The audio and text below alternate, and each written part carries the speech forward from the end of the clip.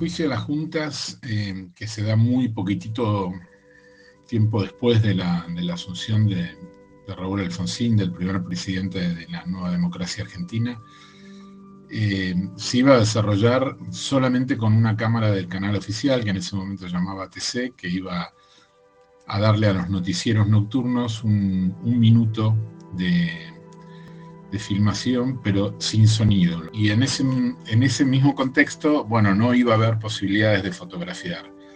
Cuando yo me enteré, yo ya era editor de fotografía, a pesar de que era muy joven, tenía 25 años en Noticias Argentinas.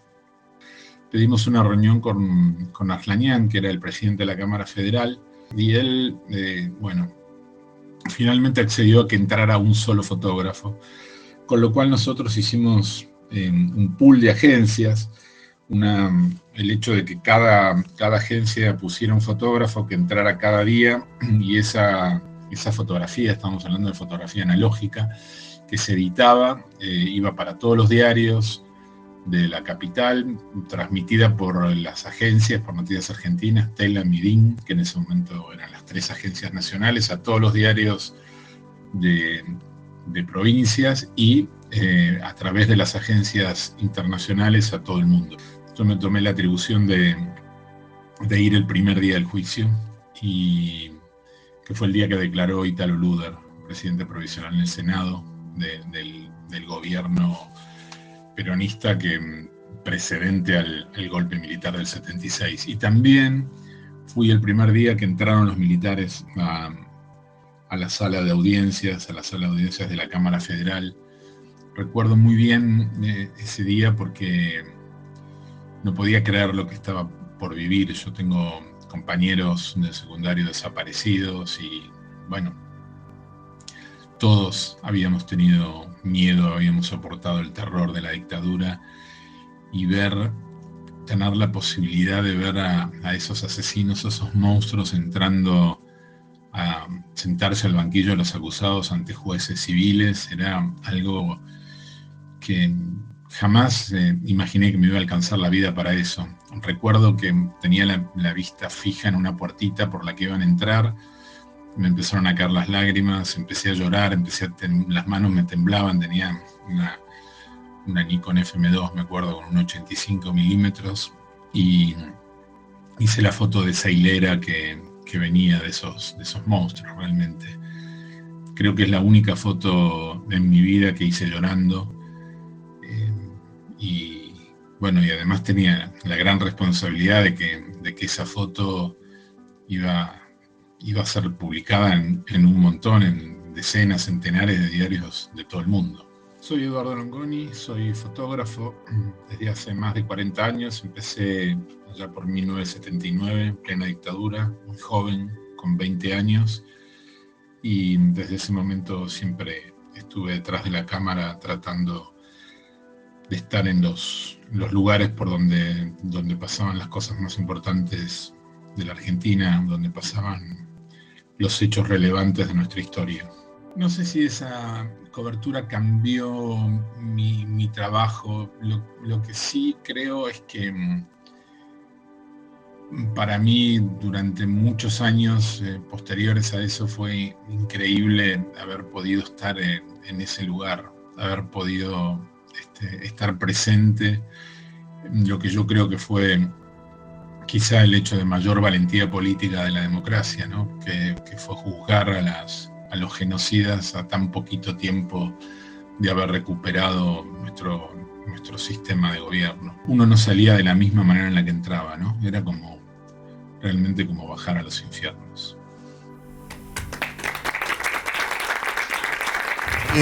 Bueno, bienvenidos a todos y todas. Quisimos introducir esta actividad de la mesa de debate con este pase de fotografías históricas de Eduardo Longoni, que por suerte lo tenemos acá presente y nos va a decir algunas palabras sobre lo que vimos.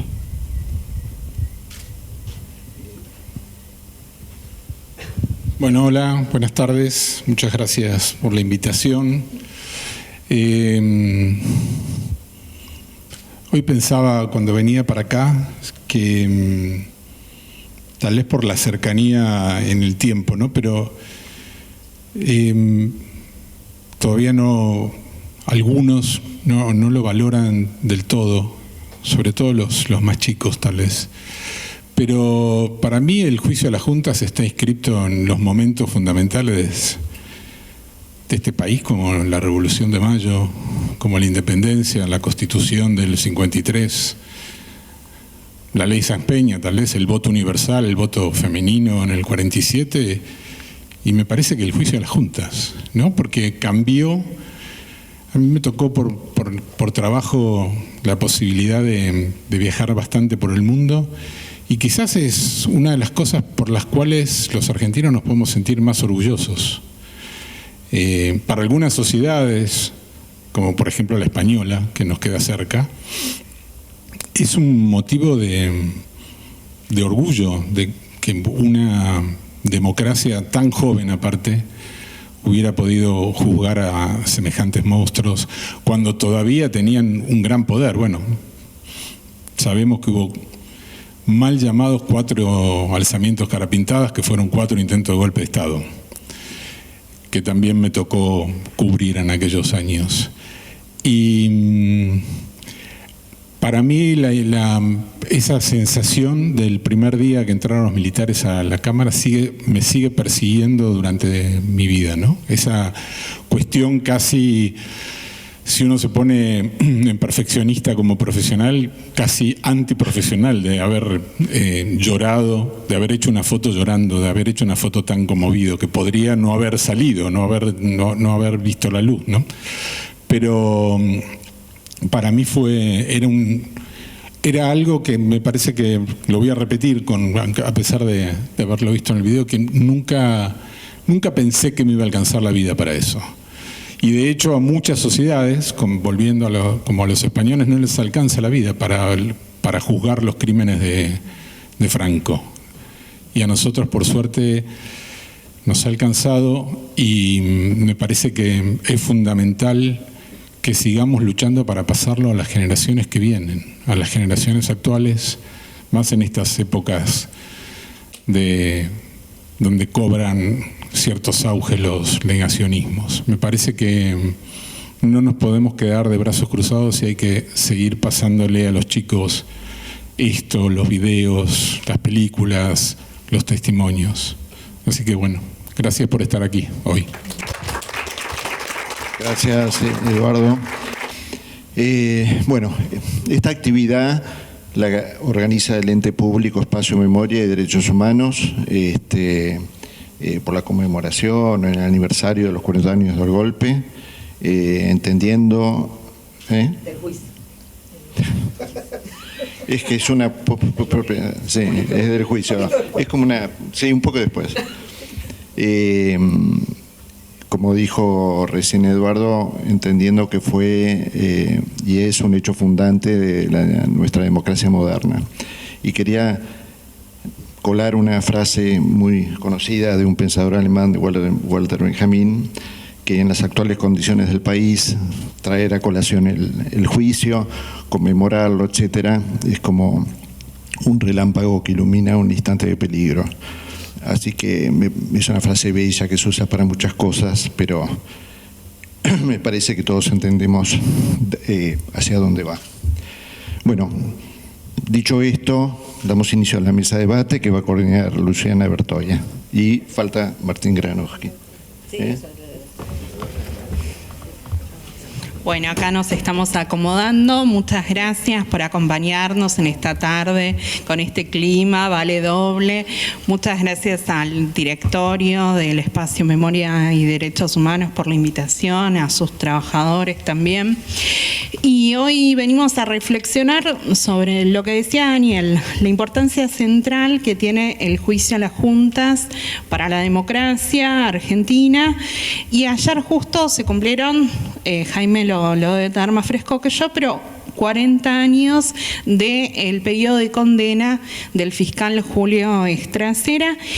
Y algunos de nosotros podemos seguramente recitar de memoria ese final cuando Estracera hace esa ligación entre el trabajo de la CONADEP, su trabajo en el juicio a las juntas y este reclamo de nunca más de la sociedad argentina, que era como él dice, en esta requisitoria, era un pedido al Poder Judicial para que pusiera las cosas en su lugar, para que la ley volviera a ser, para que nadie estuviera por fuera de la ley. Y me parece, voy a ser breve, pero si estamos en este lugar es porque los organismos de derechos humanos, los sobrevivientes, los familiares, hicieron que esto fuera posible. El juicio y después el proceso que se reabrió hace 20 años con el fallo Simón, que bueno, justo se cumplen 2 décadas, ¿no? También. Así que bueno, en esta mesa vamos a, no los quiero aburrir, pero sí decir que este proceso que comenzó en el 85 tiene hoy por hoy 1.202 condenados y 213 absueltos. Y que en esta mesa vamos a escuchar a distintas personas que fueron atravesadas por este proceso de justicia, fueron atravesadas por el juicio a las juntas, que lo pensaron, que lo vivieron desde lugares distintos y también disciplinas distintas. Bueno, ahora sí, arrancamos con Roberto Gargarella y Agustina Ramón Mitchell. Ambos editaron este año un libro que se llama Cuando hicimos historia, acuerdos y desacuerdos en torno al juicio a las juntas, que se editó por Siglo XXI. Hola Martín, ¿cómo estás? Roberto es uno de los juristas más conocidos de la Argentina, es abogado y sociólogo de la UBA, doctor en Derecho y tiene estudios postdoctorales, es investigador superior del CONICET, profesor titular de la UBA y de la Universidad de Itela. Y Agustina es abogada por la Universidad Nacional de Tucumán, tiene una maestría, ha recibido becas del CONICET y de Fulbright y es investigadora asociada del Centro de Estudios de Estado y Sociedad y profesora adjunta en la Universidad de Palermo. Bueno, muchas gracias por acompañarnos. Ustedes en la introducción de este libro, que es una construcción coral con mucha gente que se han reunido a pensar, entre ellos Mariano, dicen que hay que despertar el juicio del olvido, ¿no? Que hubo mucha producción cultural sobre el golpe, como decía Daniel, sobre la dictadura, pero menos del juicio seguramente hasta Argentina 1985 y demás. Y que es el único evento jurídico del que podemos sentirnos orgullosos. ¿Por qué esto? ¿Por qué volver a estos inicios de la democracia en este contexto particular que también mencionaba Daniel? Y si son estos aniversarios, estos números redondos que disparan las memorias, o si son estos anclajes desde el presente que fomentan los debates. Bueno, no, gracias. Primero, muy honrados ambos por la invitación y un gusto, digamos, poder compartir con ustedes en este espacio también tan especial. Sí. Bueno.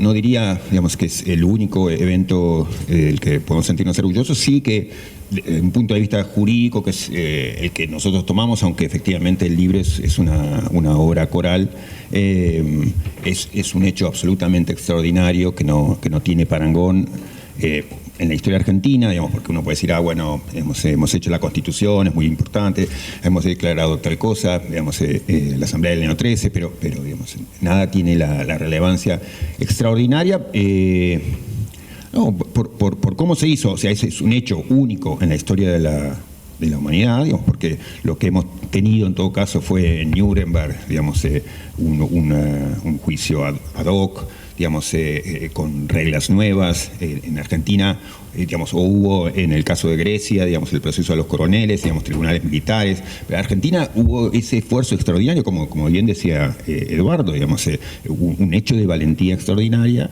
de ese esfuerzo por usar las reglas establecidas, ser cuidadoso y respetuoso aún con aquellos que habían cometido las peores violaciones imaginables y decir, tratamos como iguales y ustedes tenían el máximo poder y hicieron las peores brutalidades, nosotros lo vamos a tratar con el máximo respeto, lo vamos a sentar ahí y vamos a someterlos a un proceso, digamos, lo más irreprochable posible. Ese esfuerzo extraordinario en ese momento de debilidad, de fragilidad, digamos, en mi caso particular yo participé con Carlos Nino digamos, en esas discusiones y para nosotros el sentido común era a qué hora viene el golpe de Estado, ¿no? Digamos, y era obvio, digamos, que iba a venir un nuevo golpe. Entonces, en esas condiciones, haber hecho eso y haberlo hecho del modo que se hizo, con la dignidad que se lo hizo, construyó este hecho extraordinario. No sé si vos querés decir algo sobre eso.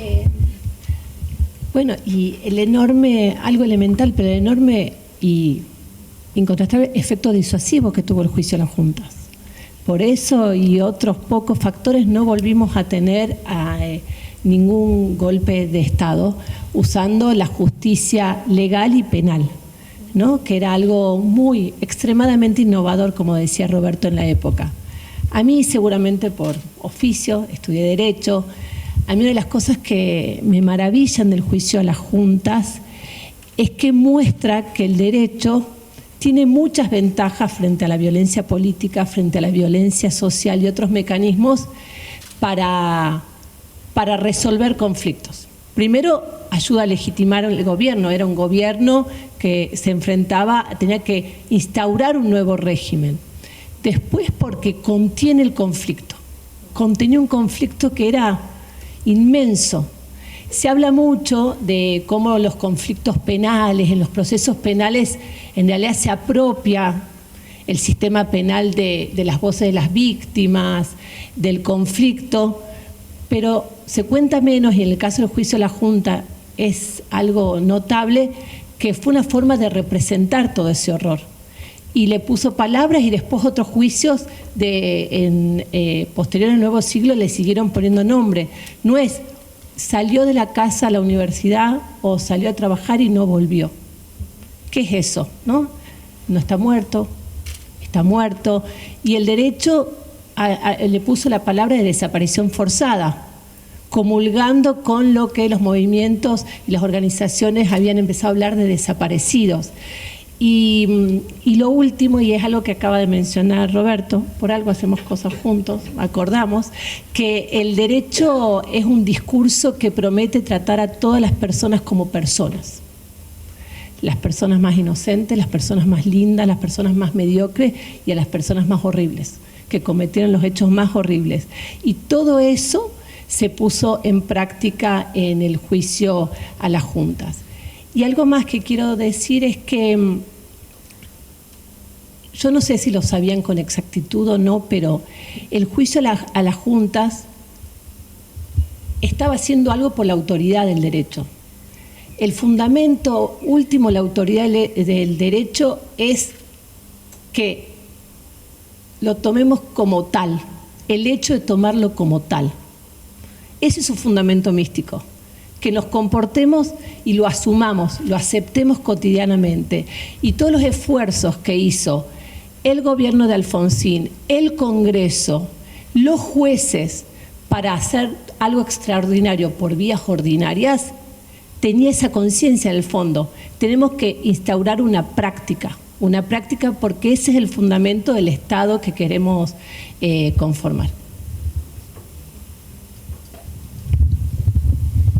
Muy bien, muchísimas gracias Roberto, Agustina. Mariano, no sé si tenés ganas vos de seguir. Mariano lo conocen, es director, guionista, productor de cine, egresó de la Universidad del Cine, donde actualmente es docente. ¿Ya no? Ah, bueno. Y fue guionista junto con Santiago Mitre de Argentina 1985, que, bueno, más que una película fue un acontecimiento político, podríamos decir, ¿no? La pregunta es cómo fue abordar un guión de este tipo para alguien que, como vos contabas, tenías 10 años cuando fue el juicio a la Junta, si tenés algún recuerdo del final de la sentencia. Y cómo dar esas discusiones sobre cómo tratar el testimonio, ¿no? de aquellos que fueron a sentarse en el Palacio de Talcahuano, si se puede ficcionalizar o no, y cómo esta película vino en el año, hace 2 años, a refrescar este pacto democrático, o este momento del cual, bueno, uno de estos momentos de los cuales podíamos sentirnos orgullosos como sociedad. Bueno, buenas tardes, muchas gracias por la invitación. Es interesante que uses la palabra refrescar, porque me hace pensar en el origen, ¿no? de la película. La idea, cuando Santiago Mitre, que es el que tuvo la idea esa, digamos, a quien se le ocurrió algo que de antemano no era tan evidente como pareció después, que es que una película sobre el juicio a las juntas, digamos, con Darín siendo destracera, podía ser algo que generara algún interés y no simplemente una película de cine nacional, de esas que algo que podía generar. Cuando él tuvo esa visión, el primer desconcertado fui yo. Desde luego era una idea admirable, pero rápidamente aparecieron dudas hacia mí. Voy a hacer una especie de pequeño giro. Yo hace poco, les voy a contar algo personal y espero que estén contentos por mí, me compré una casa por primera vez en mi vida. ¿Sí? Gracias. Bueno, muy amable, sí. Nunca, lo valoro mucho la alegría. Y entonces cuando yo veo a mi hijo, que por primera vez va a vivir en una casa que sus padres se compraron con un crédito, etcétera, claro, él no se da cuenta lo que significa eso. Es decir, no se da cuenta de que fue difícil para los padres llegar a eso, de que hay un vértigo cuando está... Los chicos no se dan cuenta, digamos, no quieren darse cuenta de que las cosas que viven están sostenidas en pequeñas gestas. Bueno, yo era un chico un chico de 10 años, en el 85, y me acuerdo precisamente eso que vos habrás oído por ahí, que mi papá por primera vez me dijo, escucha esto, que te lo vas a acordar toda tu vida, y entonces me puso la lectura y todo de eso. Y bueno, y me acuerdo del impacto de eso, por la radio, claro, sí. Me acuerdo, estaba en Barrancas de Belgrano. Y entonces, claro, me acuerdo, efectivamente, tuvo razón mi papá. Pero la idea, cuando Mitre me dice, ¿vos sabías que el juicio nadie creía que este juicio se podía hacer? Yo sinceramente no sabía eso. Es decir, eso, la idea que dice Gargarella de la inminencia de un golpe de Estado, no era, digamos, yo sabía, efectivamente, tenía mucha conciencia de que acababa de llegar la democracia, tenía mucha conciencia del momento político que se estaba viviendo para un niño de 10 años, pero la idea del juicio como una trama a la cual se había llegado, no la tenía tan claro. Entonces, a partir de ahí me di cuenta de que esa ignorancia que yo tenía, es decir, no pensar en eso, era lo que hacía posible que yo pudiera escribir una película investigando sobre la idea de algo, de un juicio que nadie creía que pudiera hacerse. Entonces, me da la impresión de que lo que sostiene la película, me parece que lo que generó tal vez algún tipo de interés, es esa mirada de alguien que está aprendiendo sobre el juicio a medida que está haciendo la película, que está como repensándolo, que no parte de una postura ya sabida. Me parece que hay algo tal vez de la vibración que la película puede haber tenido, y por eso fue popular, que tiene que ver con ese punto de alguien que está pensando por primera vez en algo. La segunda cosa que me llamó mucho la atención cuando empecé a pensar, bueno, qué es lo que el juicio, qué es lo que hay que contar, eso lo dije en el libro al que hicieron referencia, es el nivel de, cuando vos, por eso me hizo pensar refrescar. Para mí no fue refrescar lo que sucedió, es decir, existía, desde el punto de vista que yo tenía, una mirada del juicio muy distinta de la que parece ser unánime aquí en esta mesa y en este.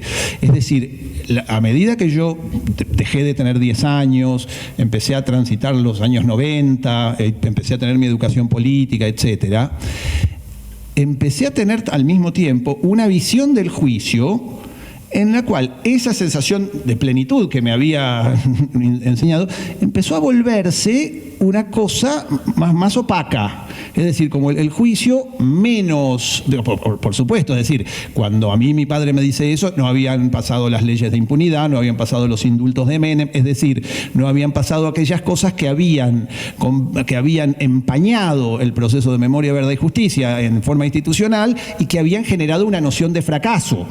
Bueno, quienes nos hicimos jóvenes en los 90, padecimos mucho esa mirada al punto tal de que, bueno, yo crecí, en mi adolescencia crecí escuchando la canción que decía ensayo general para la farsa actual. Bueno, entonces yo también llegué a partir de ese prejuicio, es decir, del juicio como algo. Y cuando empecé a preguntarle a la gente qué sabía del juicio, descubrí que la gente, pero no la gente, no el almacenero, personas que eran, yo hice críticos de cine, no sabían nada. No sabían pronunciar el apellido Estracera, no sabían a quién se había juzgado y a quién no. No sabían si se había juzgado ¿a quién fue juzgado? Videla seguro, decían, claro, bueno, y sí, pero de pronto por ahí el general Camps mezclaban, quiénes habían sido, ni idea. Y entonces esa zona de decir, fue muy interesante sentir que uno estaba trabajando con una materia que se había vuelto muy elusiva. Entonces no era una película sobre algo que de alguna manera ya, no solo una cosa que uno no sabía, sino algo que todo el mundo sabía. Era una película de redescubrimiento, más que de refrescar, me parece a mí, ¿entendés? No, perdón, te hice como que me agarré de la palabra que dijiste, pero porque me sirve para hablar. Pero. Y en ese sentido siento que el juicio apareció como... como algo que de pronto tenía muchas preguntas para hacerle a la sociedad, un poco como dijeron ahí con la cita de Benjamin, ¿no? Una cosa que de pronto no era solamente una efemérides en la cual uno puede decir, bueno, una de las cosas más lindas que hubo, una de las cosas que nos enorgullecen, que creo que también lo es, pero algo que está muy vivo a la hora de pensar los problemas sociales. Y entonces, bueno, creo que por eso la película le fue bien. Igual también por el Darín, no sé. Bueno, Mariano decía recién, nadie creía que ese juicio se podía hacer, y alguien que lo cubrió como periodista, y que él dice que lleva 45 años de periodista, no sé si está bien, 45, bueno, o sea, que ya venías con un ejercicio periodístico. Estoy hablando del señor Martín Granovsky, periodista, licenciado en Historia, analista internacional, uno de los columnistas de Página 12 y que también fue presidente de la agencia de noticias Telam, y en el año 85, por impulso de Jacobo Timerman, cubrió el juicio a las juntas para el diario La Razón. Por esas crónicas, junto a Sergio Ciancavellini, recibió el premio Rey de España, que se pueden leer en Crónicas del Apocalipsis y también Nada más que la verdad. A mí me intriga mucho saber cómo un joven periodista lo atravesó el juicio a las juntas y cómo eso cambió tu recorrido, tu trayectoria profesional. Y bueno, ¿qué recuerdos tenés de esos días? ¿Qué testimonios te marcaron? Gracias, y gracias a ustedes y gracias por la invitación. Efectivamente era un joven periodista, tenía 29 años en ese momento y tenía 5 años de ejercicio profesional, algunos, digamos, un poquito más. Pero yo cuento los 45 desde que pude empezar a vivir del periodismo.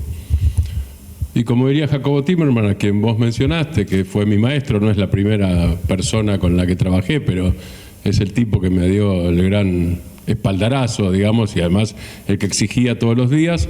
Una vez Jacobo en La Razón, aquel diario de la transición democrática, en agosto, más o menos cerca del día de la entrega del Nunca Más, a Alfonsín, del informe de la CONADEP, me dijo, tenés que prestarle atención a dos cosas, a todo, dice, pero tenés que prestarle atención a dos cosas que van a ser muy importantes en los próximos años. Una cosa es lo que pase con derechos humanos, y la otra cosa es lo que pase con la política exterior, porque la Argentina es un país aislado por los años de dictadura y va a haber una reinserción, en serio, la reinserción democrática de la Argentina. Le presté atención a dos cosas cuando empieza el juicio, pero antes que eso, digo, eso es un elemento. Por la segunda cosa, Jacobo, que era magnánimo y además La Razón tenía unos mangos en ese momento, se acabaron muy rápido, pero es vos andá y viajá. Entonces, bueno, fueron viajar y cobertura de viajes presidenciales. Y a la vuelta de uno de esos viajes, eran otras épocas, Alfonsín usaba un avión, un 707, un avión largo, donde los periodistas formábamos una especie de estudiantina, éramos entre 60 y 80, era divertida esa época, imagínense 60 y 80, largos viajes, y a la vuelta siempre Alfonsín daba una charlita off the record, que era off the record con un presidente, que siempre es algo muy interesante, para la élite, y la élite éramos los enviados de los diarios, que éramos 4 o 5.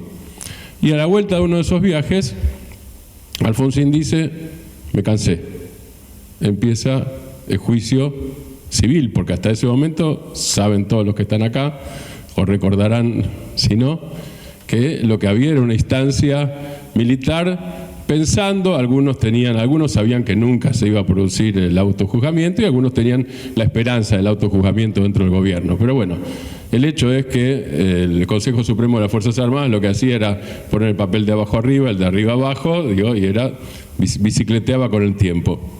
Está en la película, digo, Roberto, ustedes lo conocen bien, y además en 1985 esa escena está apocopada, pero está perfecta, digo, eso fue. Pero bueno, Alfonsín dice a la vuelta en el viaje, así, me acuerdo perfecto, me cansé, me pudrí esta gente, estos nunca van a hacer el juicio, estos, no dijo hijos de puta, pero era más o menos el tono, nunca se van a autojuzgar, empezamos con la segunda parte que ya estaba programada, porque ya se había hecho la reforma del Código de Justicia Militar y entonces iba a haber una instancia civil, empezamos con la instancia civil, basta, y que pase lo que pase. Pero Alfonsín no era un loco, era audaz, pero no era un loco. Amigos de Alfonsín de aquella época dicen, y yo en el trato con él lo pude comprobar, Alfonsín tenía, y lo que voy a decir, pido que se tome descriptivamente, no como crítica ideológica ni nada por el estilo, es descriptivo. Alfonsín tenía vocación, por un lado, de ser un dirigente socialdemócrata de alcance internacional, no por engreído, sino porque creía que ese era el camino, y al mismo tiempo era un gallego calentón. Y algunos de sus amigos le decían, a vos te queremos de gallego calentón. Y después hacé lo que quieras. Ponete a estudiar, dedicate a la socialdemocracia, pero no deja de ser gallego calentón. Y parte de la decisión de ese juicio fue su parte de gallego calentón. Insisto, no audaz, por supuesto, porque fue una maniobra muy audaz, pero no fue una maniobra delirante. Fue pensada, vos hablaste, Roberto, ahí hubo un equipo de gente muy inteligente, dedicada, comprometida con la democracia y comprometida no solo con la democracia como valor, sino con la creatividad técnica que necesitaba ese proceso, porque nunca se había hecho. Porque nunca se había hecho en la Argentina, porque nunca se había hecho en el mundo y porque además acá no había habido una revolución, era una transición democrática, hubo Malvinas, eso es cierto, había fuerzas armadas derrotadas, pero no es que automáticamente de fuerzas armadas derrotadas en la guerra de Malvinas se pasa a la revisión judicial democrática bajo normas del Estado de Derecho de los crímenes de lesa humanidad o de los crímenes de la dictadura, porque todavía no se consideraban de lesa humanidad en aquella época. No se pasa automáticamente, para eso hace falta una decisión política. Ese es uno de los elementos. Fui el primer día del juicio y después Jacobo me metió a hacer otras cosas y entonces yo empecé a reclamar.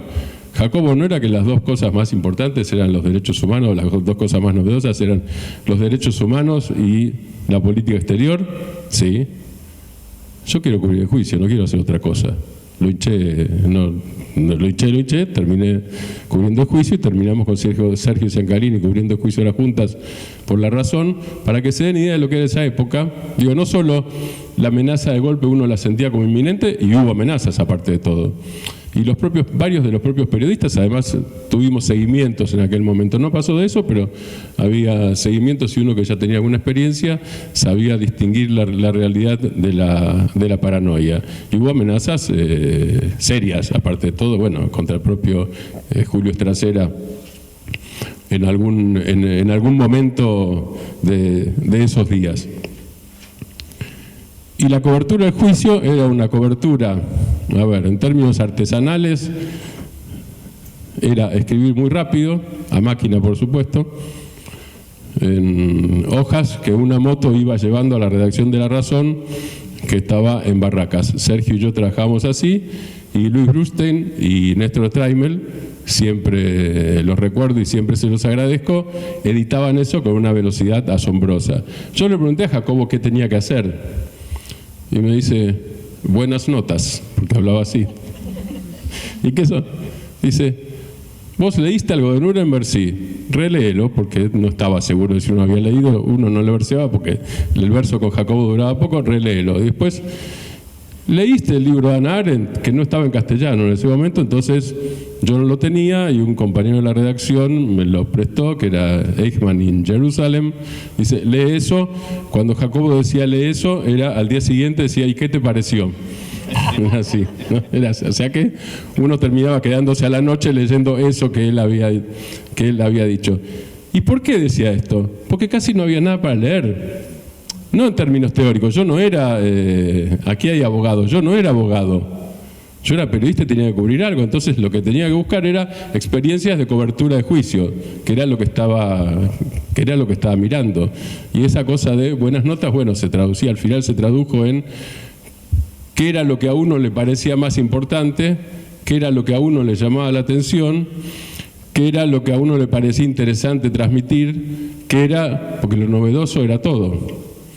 Y ahí empezaron a mezclarse varias cosas, yo no me quiero extender, podría hablar horas, por supuesto, no me quiero extender, pero empezaron a mezclarse varias cosas y quiero separar la vivencia de lo que uno puede pensar ahora, porque obviamente no es lo mismo, pero en algunas cosas se cruzan.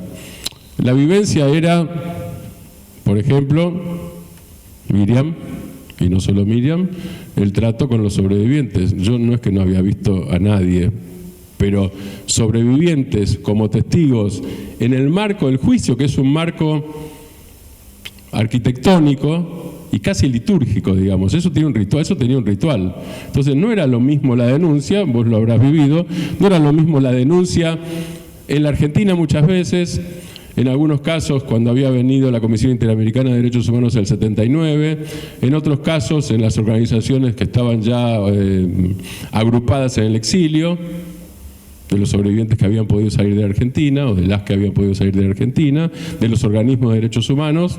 Digo, todo eso existía y además había existido el informe de la CONADEP, que de paso, para terminar, yo sugiero, yo sé que la discusión es eterna, pero ahí no hay dos demonios. Ahí no hay dos demonios, hay 2 o 3 frasecitas de prólogo. Ahora, el informe de la CONADEP es el informe de un solo demonio, que es el terrorismo de Estado. Digo, no demos vueltas. Digo, me meto esto si quieren para discutir en otro momento, pero me parece a veces que hacemos discusiones bizantinas.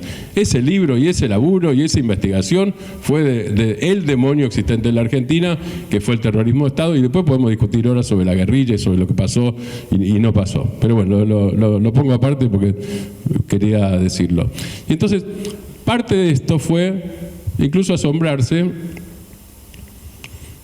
Yo qué sé, un día vino Adriana Calvo, con quien llegué a tener una relación entrañable, me dice, no, dice, yo tengo que agradecer especialmente a ustedes. ¿A ustedes a quién? A Sergio y a vos por la cobertura. Digo, no, está bien, gracias. Digo, si vos agradeces. No, pero yo te voy a explicar por qué. Porque Adriana, quienes la conocieron acá saben cómo era, Adriana nos dejaba las cosas así nomás, o sea, vos tenés que escucharme y yo te voy a decir por qué te voy a agradecer, era eso más o menos. Bueno, dice, porque ustedes no sospecharon de nosotros. Y yo no lo entendí. Digo, ¿de nosotros quiénes? De los sobrevivientes. Y yo le digo, ¿y por qué íbamos a sospechar? Bueno, está bien, porque hay mucha sospecha, me decía. ¿Para qué? Después uno terminó, yo no lo entendía casi, mi respuesta fue casi cándida, porque hay mucha sospecha. A mí no se me había pasado por la cabeza decir, ni Sergio ni yo, y acá me arrogo la representación de Sergio también, porque sé que Sergio piensa lo mismo, porque lo hablamos muchas veces, no es que decidimos, bueno, vamos a creerle a esta gente y vamos a salir del manto de duda casi psicópata que hubo en muchos casos de por algo habrán sobrevivido, ¿no es cierto? A nosotros nos pareció natural, simplemente por eso. Y la cobertura fue porque nos parecía natural hacer lo que Jacobo había dicho y nosotros habíamos traducido, que fue finalmente hacer crónicas, por un lado, mucha crónica. Crónicas del Apocalipsis se llama por eso, y el título de cuando juntamos las notas en un libro, porque Videla leía, las pocas veces que fue, un libro que se llamaba Reflexiones del Apocalipsis, cosa que pinta muy bien a Videla, ¿no es cierto? Digo, esa era la lectura de Videla. Para pintar la época también de la transición democrática, el libro aquel tiene un dibujito, una caricatura de Videla que nos regaló el Mechi Sabat, porque el Mechi leía nuestras crónicas. Tiene eso también. Y había muchos medios, pero no todos los medios, todos los periodistas trataban básicamente el juicio de las juntas de la misma manera, pero no todos los medios. Para que uno pueda ponerse en época, digo, en ese momento, no el periodista de La Razón, Martín Carrasco Quintana, que era un buen profesional, pero de La Nación, perdón, pero La Nación ponía el tema en la sección Policía Tribunales, no está en política.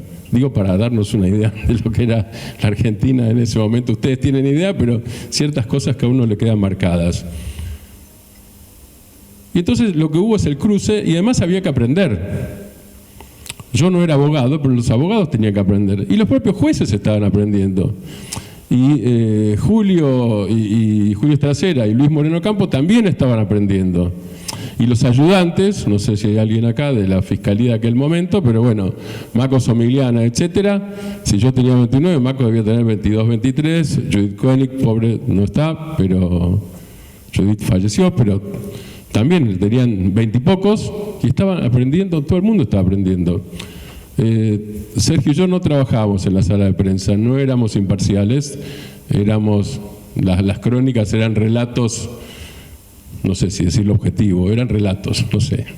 Pongámosle la palabra objetivo, a mí mucho no me gusta, pero no interesa. Contaban lo que pasaba. Pero Sergio y yo trabajábamos en la Fiscalía.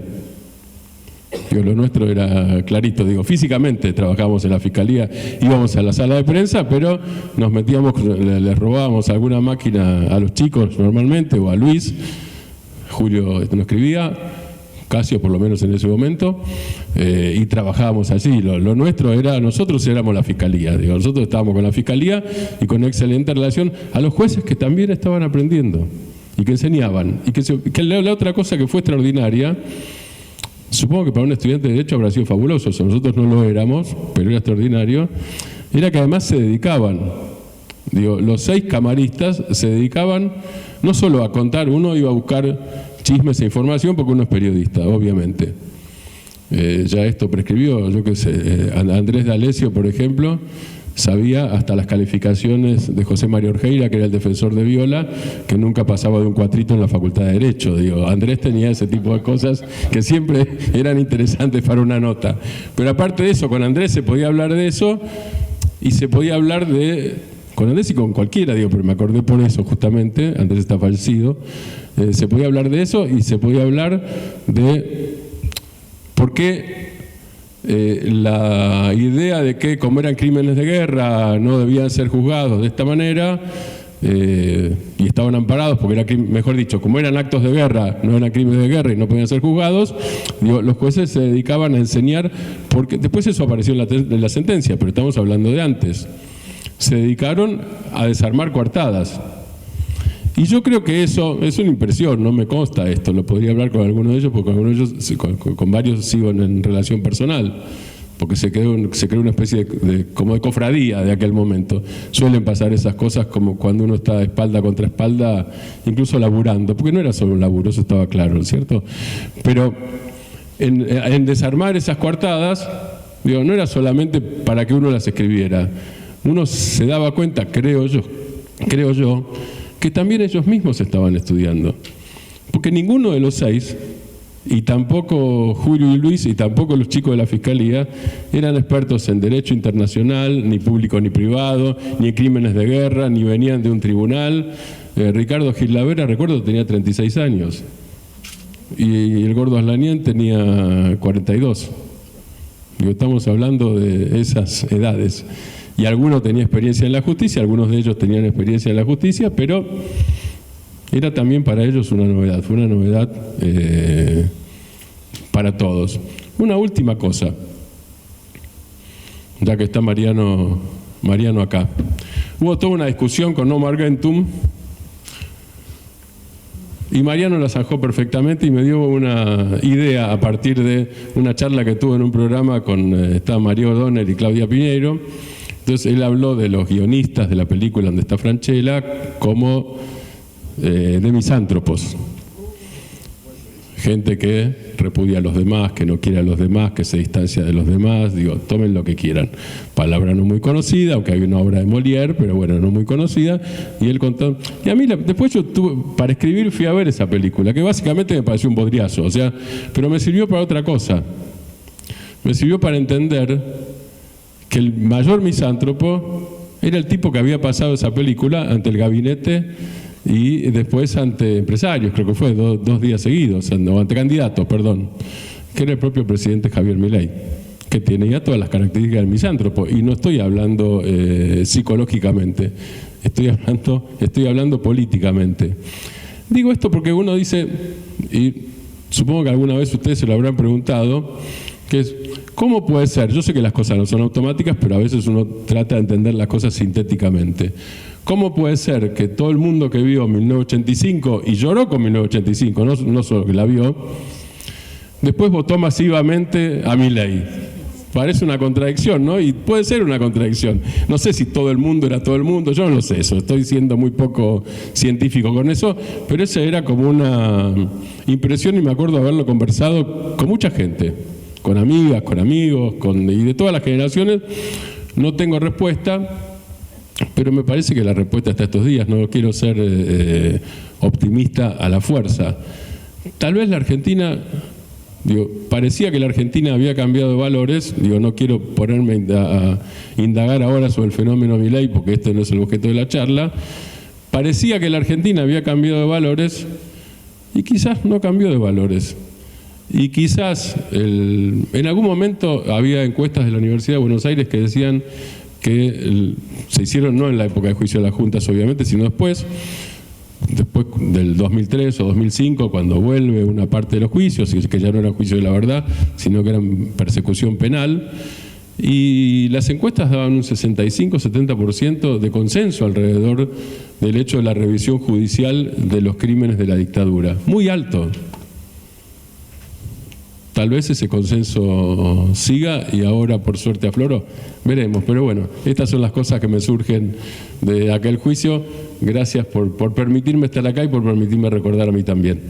Muchas gracias, Martín. Bueno, hacemos después una ronda más, pero me das el pie justo, porque una de las preguntas que se hace Jaime Rosenberg en el libro que editó en abril tiene que ver con eso, ¿no? Cómo la gente que se emocionó con Argentina 1985, después le dio sus votos a Javier Milei. Jaime Rosenberg es licenciado en Ciencias de la Comunicación por la UBA, tiene un máster en periodismo de la Universidad de Itela y él es periodista del diario La Nación, donde es uno de sus acreditados en la Casa Rosada, con lo cual conoce el fenómeno de primera mano. Y como les decía, este año publicó Julio César Estracera, El hombre gris que gritó justicia, por la editorial Eudeva. Bueno, algo mencionaba Martín, pero ¿cómo reconstruiste la figura de este hombre gris, de este conservador que se enamoró de Alfonsín, como decía su esposa, y que, cumple este rol tan fundamental? Bueno, gracias Luciana, y gracias a todos, gracias Gabriela, gracias por la invitación. Un poco Primero, bueno, agradecimiento por estar en este lugar. Realmente el día hace, digamos, más escalofriante todavía estar en este lugar recordando lo que pasó acá sí hace medio siglo, ¿no? Y bueno, la verdad que se siente en las paredes, se siente en los pasillos, es muy fuerte. Y bueno, obviamente honrado de estar en esta mesa con protagonistas realmente, y un poco de envidia a Martín por haber cubierto el juicio y haber tenido de jefe a Jacobo Timerman, ¿no? Bueno, pero no, igual, hay envidia igual. Sana, pero bueno, no, simplemente, Luciana, la idea fue reconstruir un poco la vida de Estracera, no solo del 85, sino lo que fue antes y lo que fue después, porque Julio Estracera vivió más de 80 años y bueno, quedó en la historia por, bueno, ese año, ¿no? Donde cumplió justo 53 años el día de la acusación, ¿no? del alegato final, pero hubo una Estracera antes y una Estracera después que me interesaba, por lo menos de manera personal, y también, bueno, a Eudeva también le interesó, así que bueno, me encargó el libro y acá estamos. Pero me parece que se dio una metamorfosis personal, lo decía muy bien Martín, que es como que todos fueron aprendiendo, y me parece que Estracera también fue aprendiendo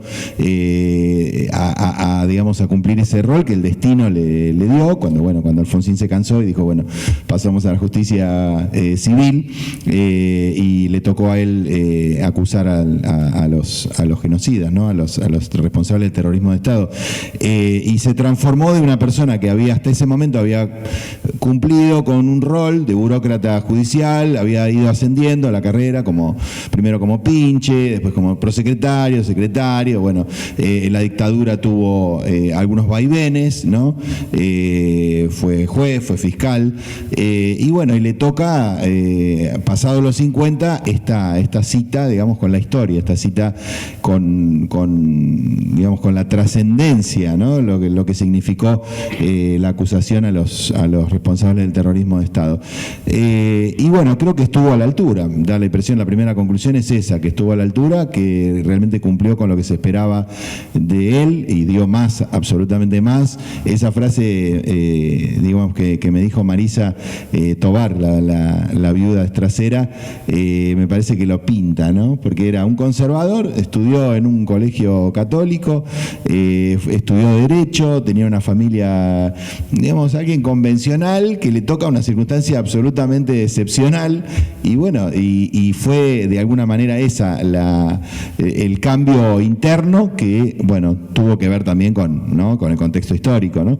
Pero me parece que eso es lo que uno quiere retratar, o que quise retratar, siempre de manera incompleta, porque todas las biografías son incompletas y nunca llegas a abarcar lo que realmente fue una persona en su totalidad, ¿no?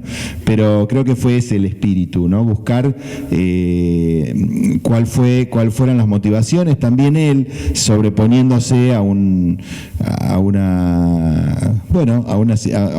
existencia más convencional, más conservadora, más vinculada al antiperonismo, tal vez, una simpatía por el radicalismo, pero siempre, bueno, gorila en los términos en los que se solía hablar, pero bueno, se transformó en alguien que fue la voz de mucha gente, la voz de miles de personas que no tuvieron voz, que no tuvieron la posibilidad de defenderse, que no tuvieron acceso a un juicio justo, que no tuvieron la posibilidad de la piedad, de la misericordia, y bueno, él de alguna manera fue digamos, la voz, el vehículo de toda esa gente, como contaron acá, basándose un poco en el informe de la CONADEP, basándose mucho en el informe de la CONADEP, y bueno, nada, y también quería dejar una frase, tampoco me quiero meter en la actualidad, pero bueno, mis 10 años en la Casa Rosada me dan un poco de derecho, después de haber sufrido 10 años en la Casa Rosada, que bueno, no se mancha el nunca más, eso es lo que me da, digamos, la conclusión, ¿no?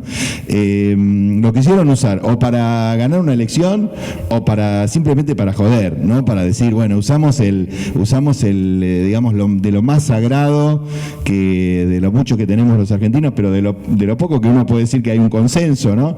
El nunca más, para tratar de llevar agua para su molino y de ganar una elección. Y bueno, y le salió mal.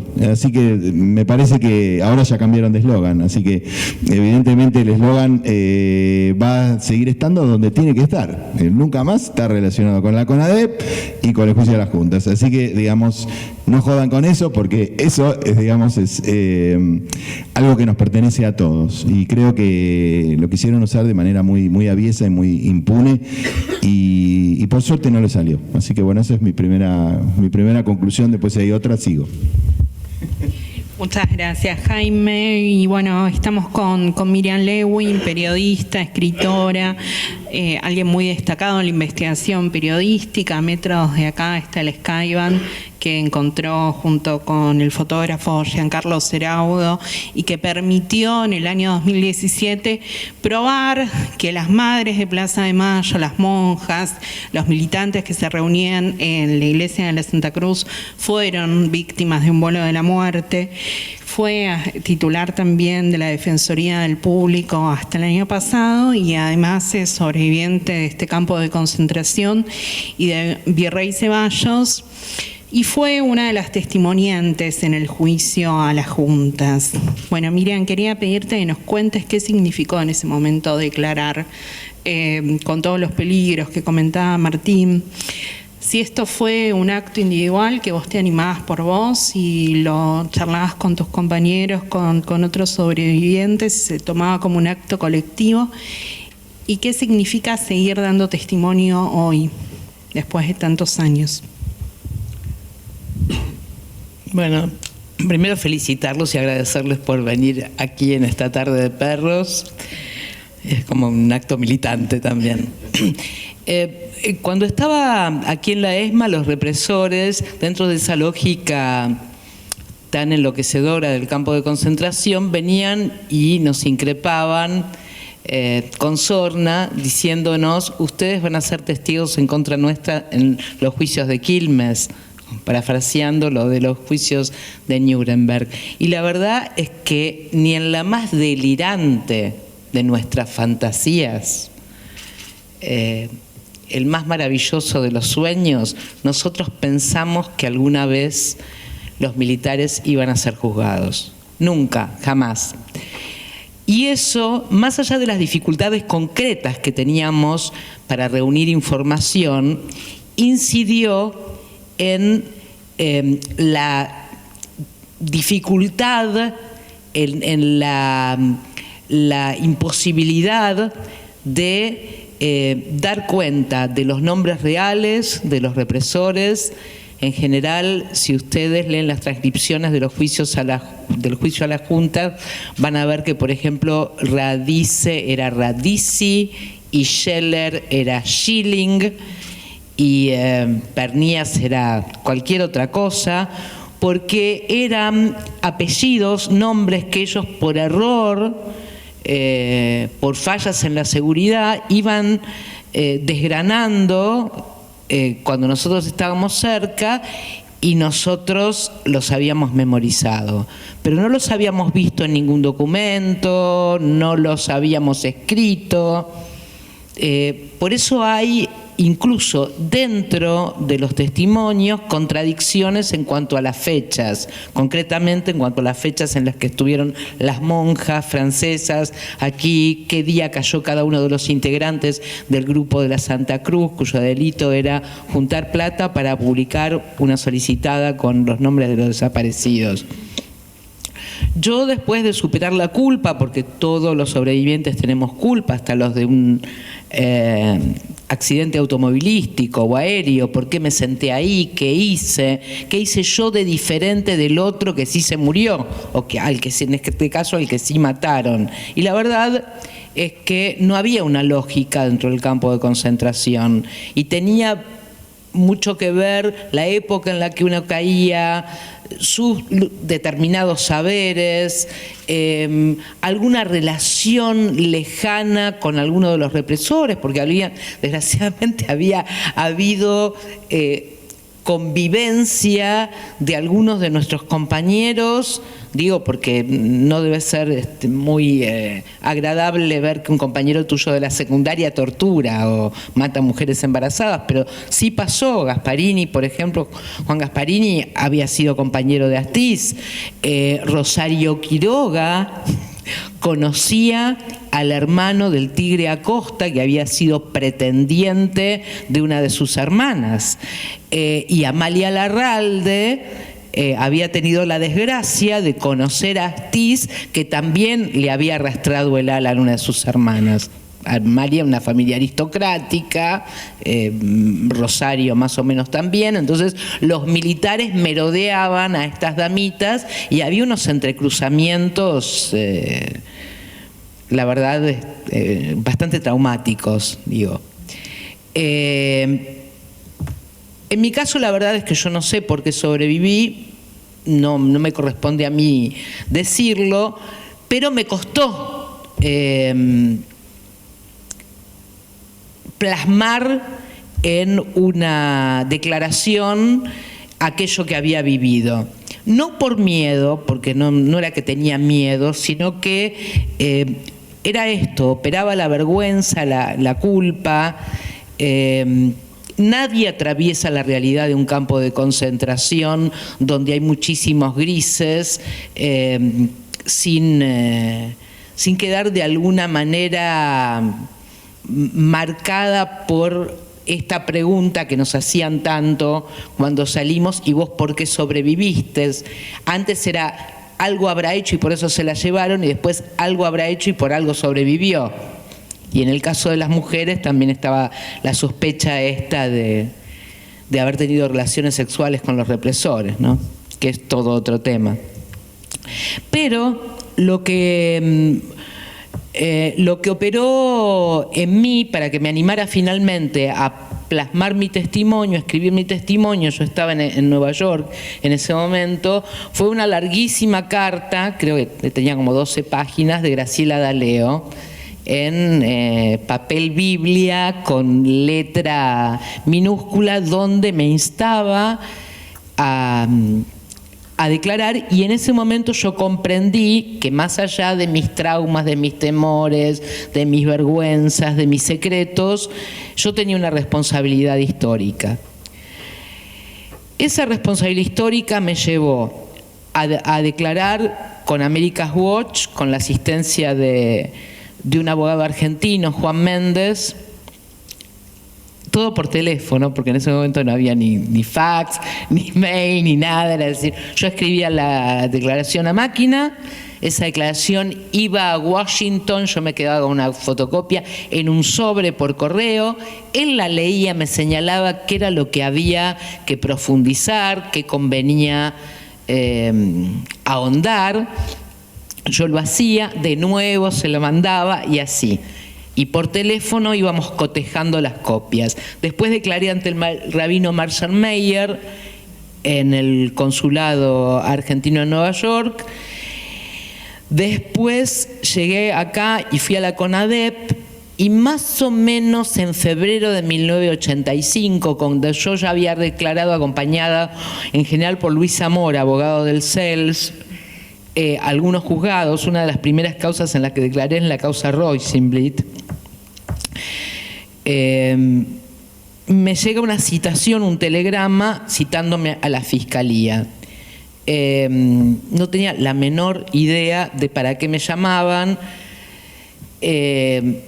Todo el entorno, lo arquitectónico de tribunales y de la fiscalía era bastante intimidatorio, y ahí me presenté y conocí a Estracera. Estracera me planteó que habían seleccionado mi caso, que era el 2365, para declarar en el juicio a las juntas, que yo ya sabía que se iba a hacer, se había anunciado creo que a fines del 84, y me dijo de frente March que no había ningún tipo de garantía de seguridad, que lo único que podían ponerme era una custodia de la policía, que a mí no me dejaba muy tranquila. Empecé a ir a la fiscalía, a recorrer mi testimonio. En general lo hacía con Maco Somigliana.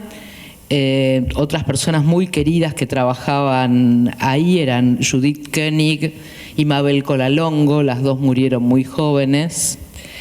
pero las recuerdo con muchísimo cariño. De hecho, me seguí viendo mucho tiempo con Mabel y después con Judith, con quien tenemos amigas comunes.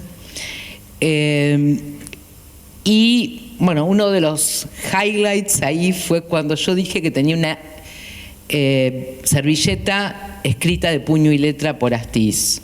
Porque Astiz, antes de irse a Sudáfrica, me fue a buscar a donde el Tigre Acosta había dispuesto que yo viviera, que era un departamento que obligaron a mis padres a alquilar frente a la agronomía, y me llevó a tomar algo a Belgrano y me escribió. Se ve que él pensó realmente que yo estaba, entre comillas, recuperado, porque ellos decían que esto era un centro de recuperación, con virome verde, la dirección de sus padres, el teléfono de sus padres y su teléfono en Pretoria. Me dijo, si alguna vez tenés algún problema, no dudes en llamar. Un gran hombre, Astiz. Yo soy muy desvolada, entonces, a pesar de que guardo, de que transcribo los números de teléfono, siempre guardo los papeles originales. Bueno, ahora ya no, porque le saco una foto y chao, pero en ese momento guardaba el papel. Y entonces yo dije, le dije a Maco que yo tenía esa servilleta manuscrita por Astiz. Yo creo que entró en un estado de éxtasis y lo llamó a Estracera, y Estracera dijo, la podés traer, y la guardaron en la caja fuerte de la Cámara Federal. Yo me preparé, recuerdo que en La Nación publicaban como una especie de recuadro donde evaluaban los testimonios del día, y de mí al día siguiente dijeron algo así como que se notaba que era un testigo muy preparado, y sí, la verdad, yo había ensayado 1000 veces lo que tenía que decir, porque eran decenas de nombres de desaparecidos que yo había visto, decenas de nombres de represores que me habían pedido en la Fiscalía que los dijera, que si no Estracera me los iba a preguntar, si me olvidaba de alguno, si me olvidaba de alguno de los desaparecidos también me lo iban a preguntar, pero yo llegaba con una carga especial a la audiencia, más allá del vitrol, el crucifijo, la tarima, era imponente, intimidante, y además había esperado todo el tiempo con la viuda ahora sabemos que es viuda, de Hidalgo Solá, que estaba en una especie de ataque de nervios. Entonces durante horas tuve que contenerle, era una mujer mucho mayor que yo, tratando de tranquilizarla, de decirle que esta era su oportunidad de conseguir justicia, que no tenía que decir sino la verdad, que no tenía por qué ponerse nerviosa. Pero ¿cuál era el peligro y por qué me tenía que preparar tanto? Porque tenían abogados muy avesados los milicos. Además de la presencia de ellos, la presencia de estos abogados, el peor era Orjeira, era cínico, agudo, y lo que iban a hacer ellos era juzgarnos a nosotros, es decir, hacernos caer en la admisión de que habíamos cometido hechos de sangre, que habíamos puesto bombas, que habíamos asesinado gente. Ya el solo hecho de decir que militabas en la Juventud Peronista te hacía sospechoso. Pero no te preguntaban eso, te preguntaban si habías militado en Montoneros. Y en mi caso no era verdad, porque Montoneros, como me canso de explicarle a tantos periodistas extranjeros y nacionales también, Montoneros era un partido de cuadros. Entonces no era una unidad básica donde vos tocabas el timbre y decís, me quiero afiliar. Te tenían que seleccionar. Y desgraciadamente no me seleccionaron. ¿Qué voy a hacer? O sea, no tenía un nivel como para hacer un cuadro de Montoneros. Lo mismo el tema de la guerra sucia. Ya cuando un periodista extranjero me dice, te voy a entrevistar por la Dirty War, le digo, excuse me. No fue una guerra. Terminemos con esto de que fue una guerra. Es como una especie de eslogan publicitario que pega. Dirty War, Dirty War. No hubo Dirty War. No hubo dos ejércitos que confrontaran, ni siquiera uno con una potencia de fuego menor. Bueno, lo que pasó, y por lo que yo iba muy nerviosa, por ahí más que otros testigos, es que porque me habían armado una causa con una denuncia falsa. Y la causa era nada menos que un intento de homicidio calificado en la persona del canciller Guzzetti. Eran tan perversos estos señores que le pasaron por debajo de la puerta al juez Archibald una denuncia anónima de una tal Liliana Beatriz Romero, que no pudieron identificar, pero igual le dieron curso a la investigación, que decía que yo había estado en la sala de espera de un médico cerca de Córdoba y Callao, de la obra social de la Marina, a donde habían atacado a Guzzetti, que había quedado seriamente tullido. Sobrevivió, pero no quedó muy bien. Ahora, a la persona que ellos decían que yo era, la habían matado en la ESMA, y es Ana María Ponce. De todas maneras, tuve que ir a una rueda de presos donde me reconocieron. Una de las que me reconoció que estaba en esa sala de espera era la mujer del sucesor del Tigre Acosta, a quien habían traído de donde era agregado militar en Democracia, el jefe del grupo de tareas, Luis de Imperio. Por suerte, mi abogada, con muchísima lucidez, era una abogada excelente, Lucila Larrandart, planteó que ese reconocimiento no era válido porque las mujeres que me acompañaban en la rueda de presos, una de las cuales era la mujer de Arquímedes Puccio, no se parecían a mí, y tan solo con decir que la supuesta acusada tenía 27 años, ya se daban cuenta, porque estas mujeres tenían todas entre 40 y 50. ¿Qué hizo Lucila? Arregló con periodistas que publicaran mi foto en la tapa de los diarios, y salió en la tapa de La Razón. Mi foto en el juicio. Lo primero que me indicaron que hiciera fue que antes de empezar a declarar señalara que me habían acusado de esto y que la acusación era falsa. Y después del juicio declaré un montón de tiempo, la mayor parte del cual fueron preguntas insidiosas de las que me protegía Arlanian, que era el presidente de la audiencia. Tenían que ver con mi militancia, tenían que ver con, de alguna manera, ya que no podían utilizar esa causa que me habían armado, vincularme a hechos de sangre, como si vincular a una persona con hechos de sangre justificara que la asesinaran, que no le dieran derecho a juicio, como les estábamos claramente dando a ellos. Bueno, fue agotador. Me acuerdo que era un día que llovía, como hoy, llovía mucho, y yo dije una cosa que finalmente se cumplió, y que es que yo tenía la esperanza, o anticipaba, que mi hijo, que en ese momento tenía 5 años, mi hijo mayor, iba a manejar, es decir, iba a tener 18, y yo iba a seguir declarando. Y mi hijo tiene 45 años, y yo sigo declarando. Y algunas veces me lleva en auto, porque yo no manejo. Otra de las cosas que tuve que hacer fue no dormir por indicación de Estracera en mi casa 2 o 3 días antes y 2 o 3 días después, porque claramente, como bien se ve en la película, no se podía garantizar nuestra seguridad. De hecho, algunos compañeros sobrevivientes desistieron de declarar en el juicio. Yo siempre digo que, me dice, ay, vos estuviste en la ESMA. Le digo, no es ningún mérito haber estado en la ESMA o en Virrey Ceballos. El único mérito que admito es haberme animado a declarar en ese contexto, cuando la sensación de que se venía un golpe, y después hubo varias azonadas militares, era muy tangible, sumamente tangible. No contentos con la causa que me armaron, después me armaron otra, por secuestro extorsivo a un ejecutivo de la Mercedes-Benz. De manera que yo tuve que viajar en mi carrera como periodista, cada vez que iba me decían, pero usted tiene acá una causa, acá tengo el sobreseimiento, acá tengo la falta de mérito, ¿cuál figura? Y yo sacaba de la carterita del pasaporte las dos cosas.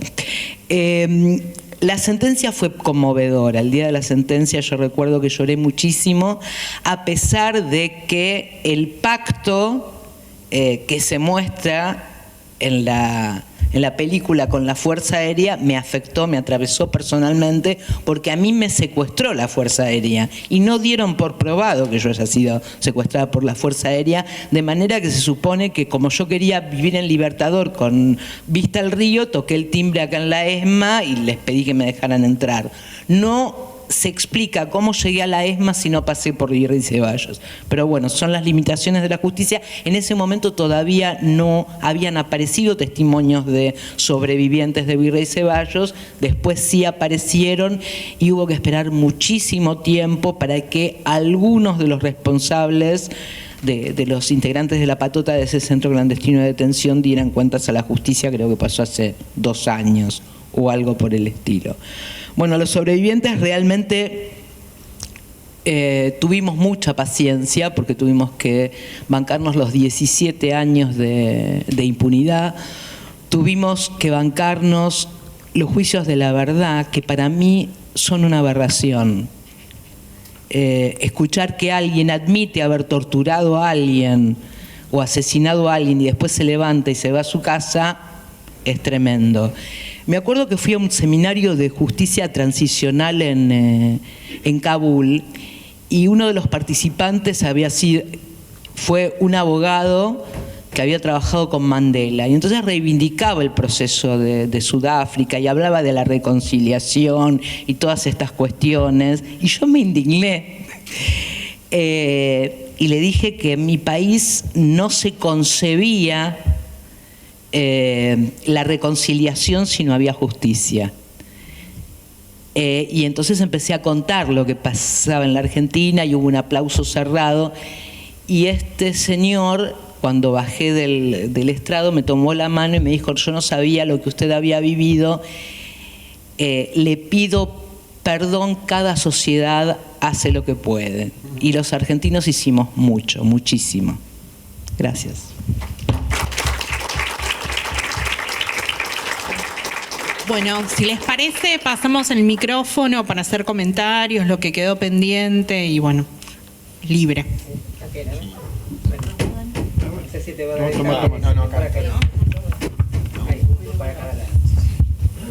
No, un comentario que cruzo, diálogo con algunas de las cosas que se dijeron, con lo difícil que era, la necesidad de pensar, la novedad que implicaba, con Alfonsín como gallego calentón, con la cuestión del derecho. A mí me interesa, por distintas razones, poner un foco especial en lo que implicó la derogación de la ley de autoamnistía, que fue el punto de partida de todo. Y Alfonsín recibió a algunos de estos filósofos, digamos, que son los que trabajaron en el diseño, y les dijo... ¿Se acuerdan que, digamos, era objeto de debate porque el peronismo Luder había dicho, bueno, digamos, es la ley más benigna, lamentablemente, digamos, tenemos eso, no se puede superar, digamos, y es lo que empezó a denunciar Alfonsín, el pacto intersindical, o sea, fue un momento tremendo, y Alfonsín le dijo a los filósofos: busquen la vuelta, pero esto se tiene que derogar. O sea, esto no lo podemos admitir, el juicio se tiene que hacer. Esa cosa del gallego calentón fue muy crucial y que implicó esto, desafiar toda una tradición en Argentina fuertísima desde las acordadas del 30 de la Corte, que era las normas de facto se tienen que respetar, lo siento, digamos, entonces, y eso es derecho, ¿por qué? Y porque está la coerción atrás, o sea que era salir a desafiar una idea muy muy fuerte, y yo creo que hubo un esfuerzo jurídico, teórico, democrático, que empezó ahí estos filósofos a decir, miren, el derecho, digamos, no puede descansar solo en la fuerza, sino, digamos, que tiene que descansar en su circunstancia democrática. Si el derecho fue construido, digamos, sin partidos políticos, con la prohibición de los sindicatos, sin discusión pública, sin libertad de expresión, etcétera, eso no puede ser considerado válido. Eso era desafiar toda una tradición en Argentina. Entonces, quiero decir, fue un esfuerzo jurídico extraordinario para romper lo que era una tradición muy fuerte en Argentina. Y una cosa que en diálogo y conversación, y también en polémica que tuvimos con Mariano, sobre yo de las cosas que le decía a él en algún comentario que hacía sobre la película, y son de las cosas que me interesa pensar, es, bueno, que lo que ocurrió en ese momento no fue simplemente como, digamos, el gobierno de esa época y el llevar adelante ese esfuerzo, bueno, toleramos que haya independencia de poderes y aceptamos, digamos, que se garantice que la justicia haga lo suyo. No, fue hacer posible lo que no estaba llamado a ocurrir. O sea, por las movilizaciones de los movimientos, por las presiones sociales, pero también por digamos, un impulso político, una convicción política, se hizo posible algo que no estaba llamado a ocurrir. Y lo más notable fue eso, la derogación de la ley de amnistía. Fue la primera ley del Congreso en democracia, fue tirar abajo eso, que es lo que hace posible todo lo demás. Entonces eso, digamos, implicaba tirar abajo una pared que estaba impidiendo, que iba a impedir, y que el primer partido político, digamos, el peronismo, decía, eso es insuperable. Entonces, quería poner el foco en eso. Sí. Algo muy breve, pensaba en esto que comentabas, Miriam, de las condenas, ¿no? Y que había molestado. Habían enfurecido, habían dolido a tantas personas. Eso quizás paradójicamente, podríamos discutir, la técnica que se usó, si ir por fuerza, ir conjuntamente, etcétera. Pero la incertidumbre del resultado, iniciar un proceso legal, si está marcado por algún grado de incertidumbre, es porque se trata de un poder judicial independiente que sigue un debido proceso, donde hay reglas, hay procesos, hay que probar las dificultades probatorias y que la verdad, esa verdad jurídica, es, dirían los pragmáticos americanos, lo que arroja el método, los límites del método. Entonces, había incertidumbre, pero esa incertidumbre que Alfonsín tenía un plan, ese plan, el plan original de Alfonsín no funcionó tal cual. El Congreso metió mano democráticamente y se involucraron ahí peronistas y radicales, y después la Cámara intervino y hubo un resultado que no se sabía de antemano, y esa incertidumbre es un rasgo de independencia, de imparcialidad, de justicia, y después la Corte Suprema volvió a intervenir confirmando la sentencia, incluso bajando unas, si recuerdo mal. Entonces, y eso es algo que cuesta mucho a veces aceptar, que nos puede molestar, pero no deja de ser un rasgo de salubridad, que no tengamos certeza absoluta de cómo va a salir la sentencia, aunque por más doloroso incluso que podamos reprochar la técnica que usó para armar los casos en el juicio. No, perdón, lo que dije que me indignaba fueron los juicios de la verdad, que por ahí es otra discusión. No, yo en ese momento lo entendí, obviamente me conmovieron las sentencias contra Videla y Macera, obviamente me pareció baja la de Agosti. Durante mucho tiempo existió el mito de que la Fuerza Aérea no había intervenido tanto en la represión y eran nuestros héroes de Malvinas. Y eso sí me indignó durante mucho tiempo, porque yo sabía, me constaba que no había sido así. Pero incluso en los movimientos de derechos humanos, pero la Fuerza Aérea tanto no estuvo comprometida. La menos mal. Claro, tal cual.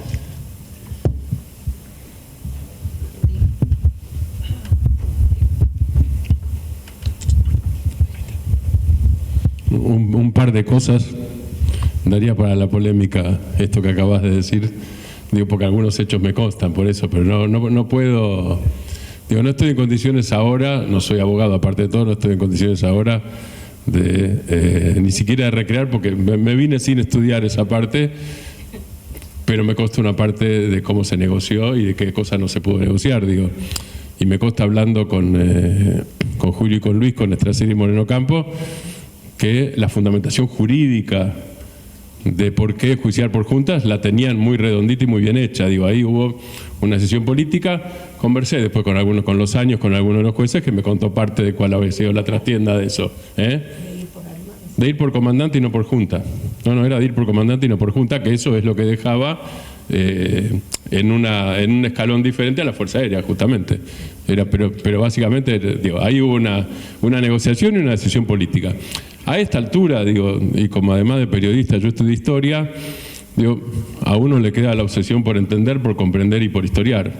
Digo, en ese momento me pareció lo mismo, viví lo mismo que cuenta Miriam.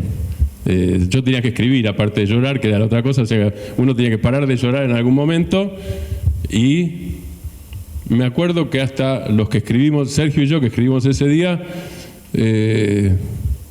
contuvimos una parte de la bronca para dejar, digamos, porque había una sensación mezclada, entonces contuvimos una parte de la bronca para poder valorizar en ese momento, porque uno no tiene, digamos, ni tanta sangre fría, sobre todo de pendejo, ni a pesar de todo tanto equilibrio quizás, pero hicimos un esfuerzo por tenerlo justamente, porque nos pareció que lo importante era eso. Hoy me sigue pareciendo lo mismo, digo, por otra parte ya visto en frío, pero al mismo tiempo hubo negociación, digo, hubo argumentación jurídica, digo, más allá de lo que decís de la independencia de poderes.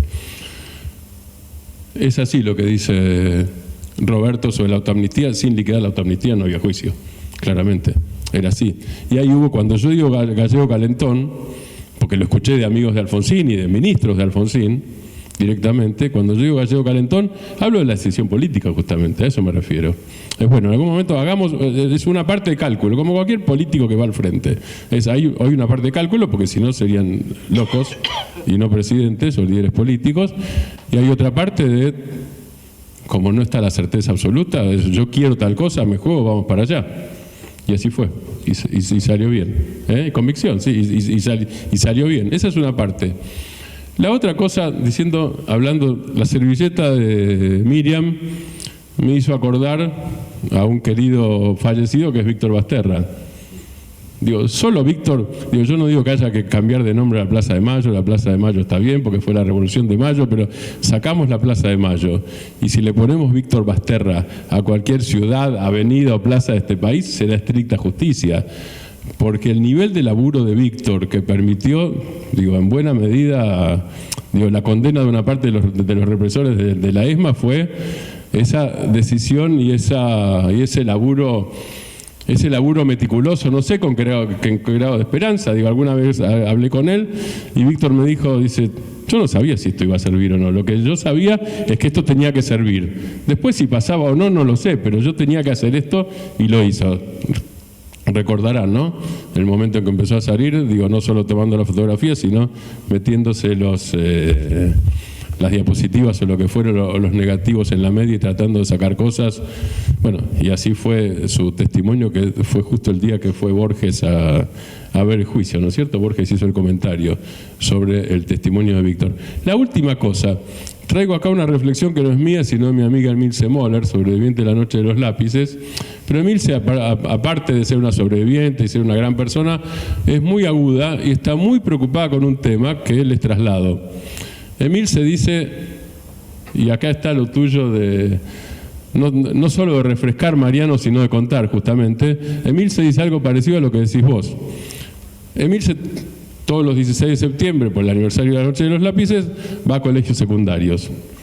Y me contaba ya desde hace 2 años, época de surgimiento de Milei, que coincide mucho con eso. En los últimos años, dice, nunca dejaron de respetarme ni de respetar mi sufrimiento, dice Emilce. Pero a veces en las preguntas yo creía estar escuchando a los defensores de los generales, brigadieres o almirantes, porque dice, pibes de 15 y 16 años llegaron a preguntarme por qué se había violado el principio de no retroactividad de las leyes. Dice, con lo cual me di cuenta, y no eran abogados, eran adolescentes de 15 y 16 años, después terminaron siendo probablemente libertarios. Dice, pero eso existe.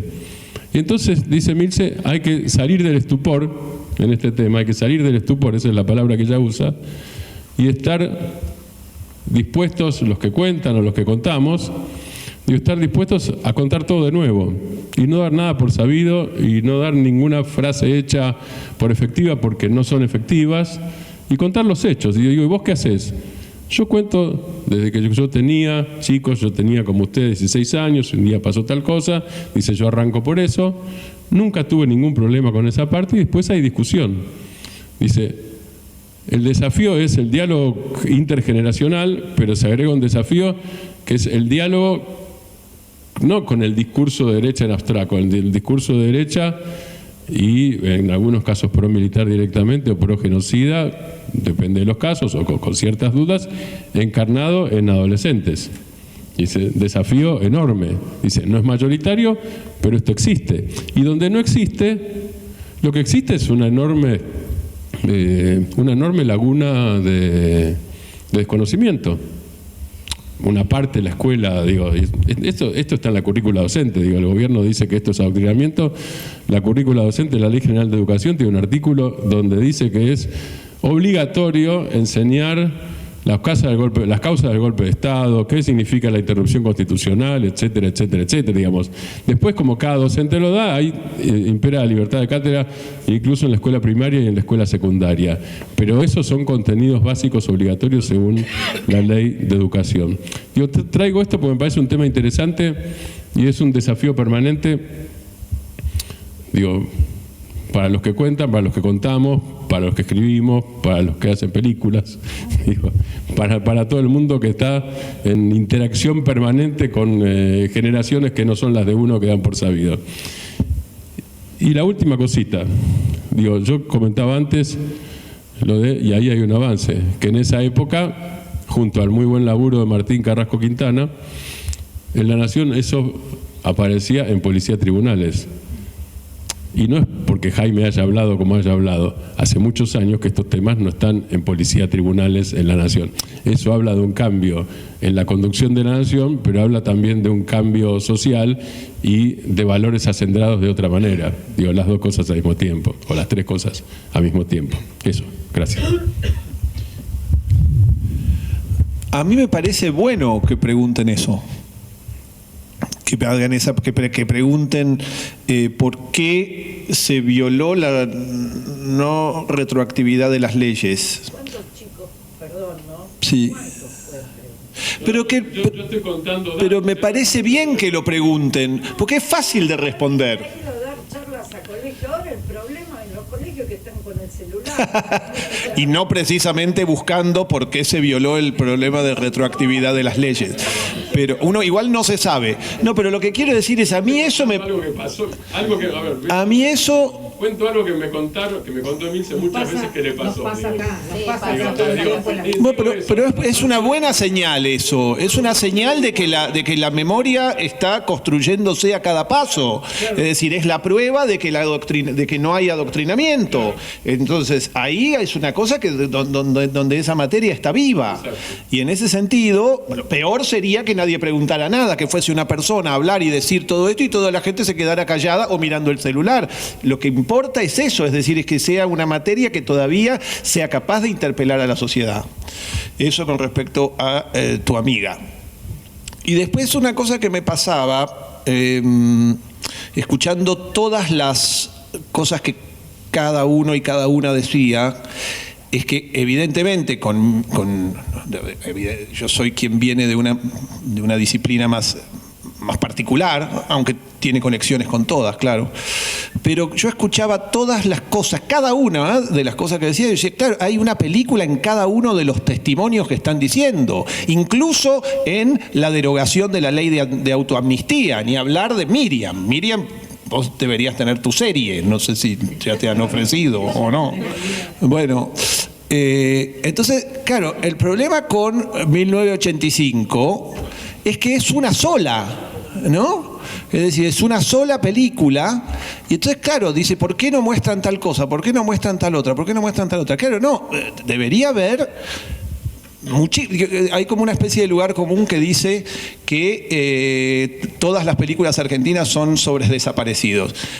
No solo no es verdad, sino que hay bastante pocas películas sobre el tema de los 70, y las que hay muchas veces son redundantes, son tal vez sí tienen una idea adoctrinadora o de una... Entonces, más bien lo que pasa es que creo que hacen falta más películas, hace falta el cine. Eso, así que... Sí, agrego yo una cosita. Que las hagan.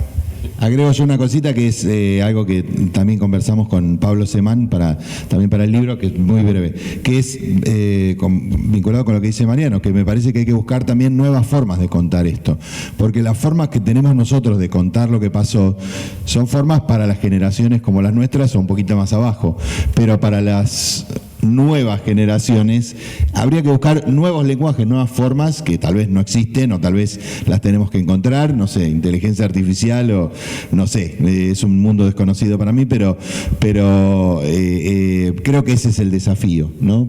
Como, sí.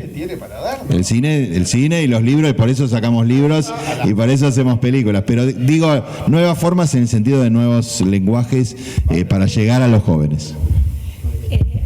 Hay un momento cinematográfico en este libro que publicamos con Roberto. En los diálogos nos juntábamos a dialogar con 3 personas. En una de esas estaba Ricardo Gilavedra, Marcela Rodríguez, que bueno, quizás algunos lo conozcan, es una exdiputada, una abogada extraordinaria, que trabajaba de muy jovencita ahí en la fiscalía, digamos, no de forma formal.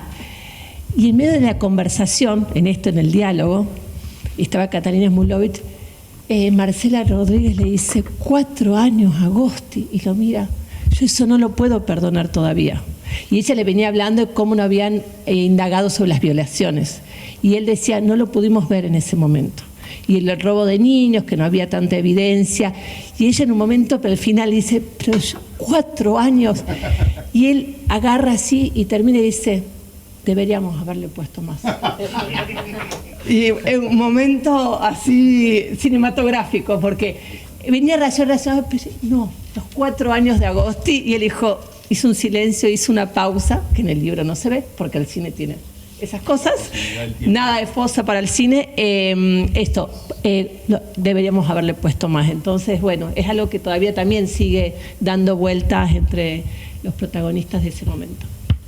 Bueno, una de las cosas, se lo iba a decir en privado, pero se lo voy a decir en público a Mariano, me encantó el final de la película, cuando termina de festejar un poquito esta escena y se va a escribir la apelación. Me pareció, es como un final abierto que, no sé, a mí me encantó, me pareció maravilloso ese final. Bueno, gracias, pero es verdad. No digo que lo hayan inventado. Pero digo, es verdad, pero podías no haberlo. Hay que ponerse